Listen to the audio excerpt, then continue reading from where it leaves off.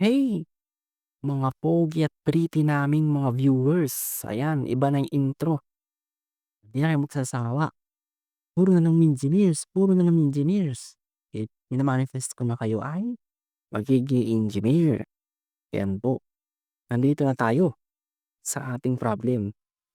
Kanina, nangangalahati kayo sa kalahati ng ating peer pressure na yon. Nangangalahati na talaga kayo. Yan na, malapit na. Basahin natin yung tanong. A water tank is in the shape of an inverted cone. Baliktad na cone. Parang ice cream. Cornetto. Drawing natin agad yan.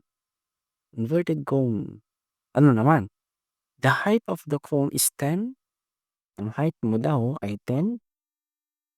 And the diameter of the base is 8 meters. Diameter. Hindi radius ah. Minsan kasi, ito yung mga very common na pinagmumula na aero. Yung radius, nagamit yung diameter. Water is being pumped into the tank at a rate of 2 cubic meters per minute. Into, pinapump into. Meaning, nilalagyan mo siya ng water. Ayan, lagyan natin siya ng water.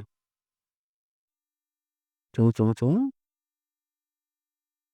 Ang rate mo daw ay, o yung Q na lang.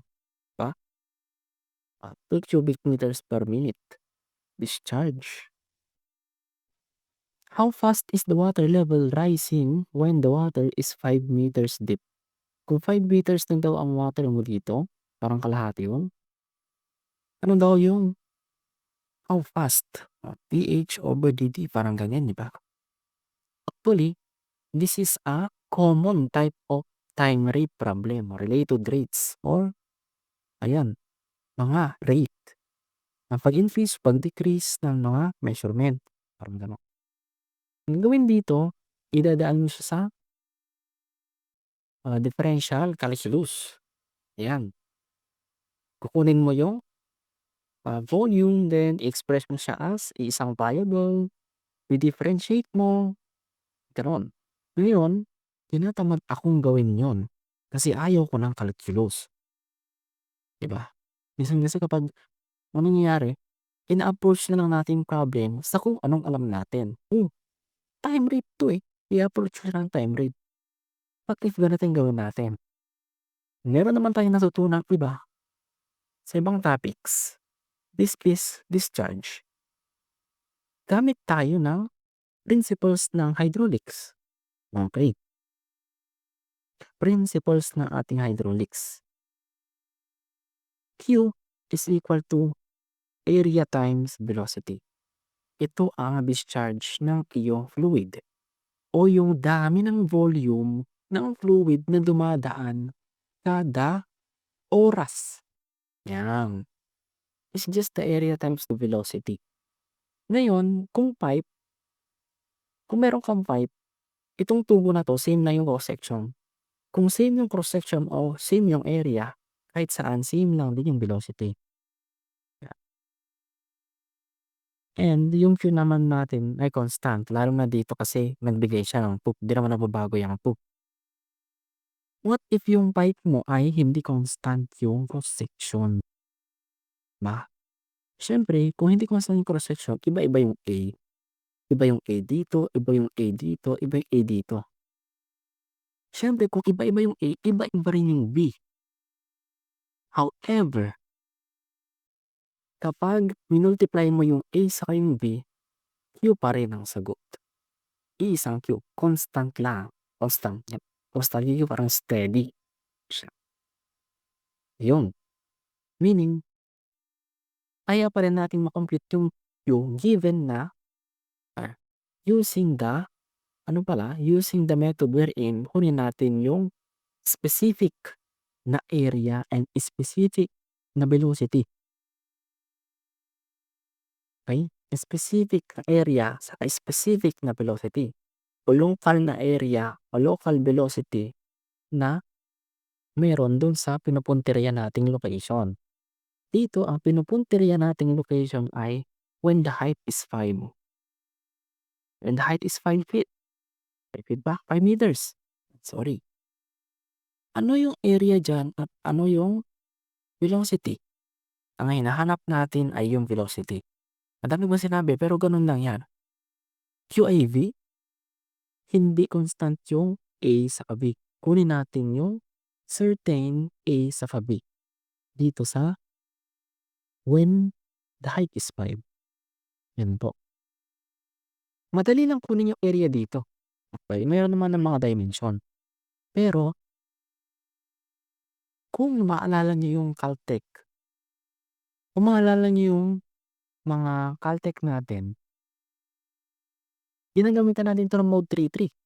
Kasi yung cone, mga sphere, mga ganyan, yung relationship ng kanilang mga cross-sectional area with respect dun sa height ay quadratic. Yan. Mga ano naman tawag sa kanila, prismoid. Yan. Meaning, mas madali kung gamitan lang tayo ng calcu para makuha 'tong area na 'to, gamit ng mode 3-3. Ang gawin natin, ang kinukuha natin as yung how fast the water level rising or, gaano daw kabilis yung pag-rise ng water in a distance, gaano kabilis over time, meters per second, mga ganyan. We are talking about velocity here. We are looking, hinahanap natin si velocity. V is equal to Q over A. Yan. Yung Q natin ay 2, area na lang ang kulang. Para makuha si area, i-model natin ang ating area. Maraming ways para i-model yung area ng ating cone. Pwede natin siyang gawing parang ganito, yung double knot cone.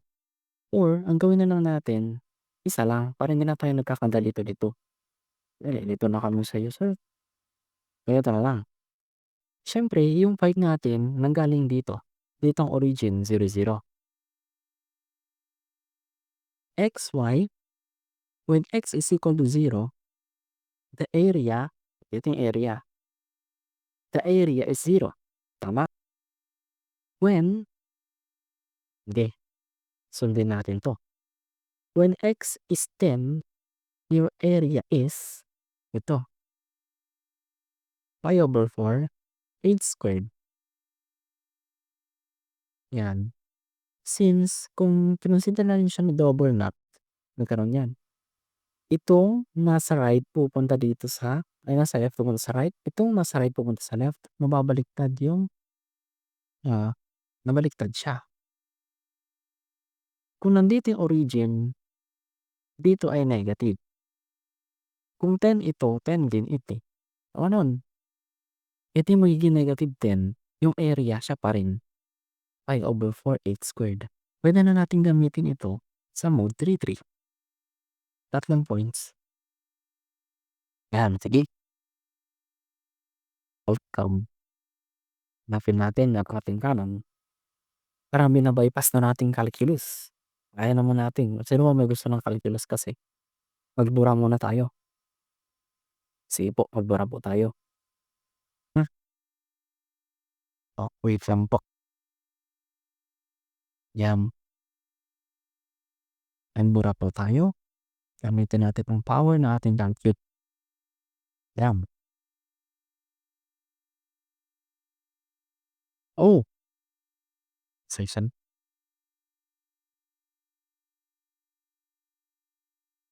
Yan. Meron na po tayong calculus. I-model lang po natin. Ano? Yan. Sige. Tara.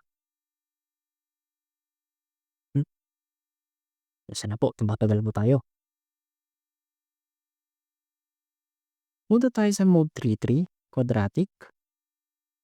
0, 10, saka negative 10. Tama naman po, di ba? Then, when x is equal to 0, wala tayong area. When x is equal to 10 sa taas, ang area natin ay pi over 4. Yan. Or basta lang sa 0.25 para sa 1/4. Then 8 squared. Then same lang din. Pi over 4 on 0.25 multiply by 8 squared. Yan. Ganon. Yan.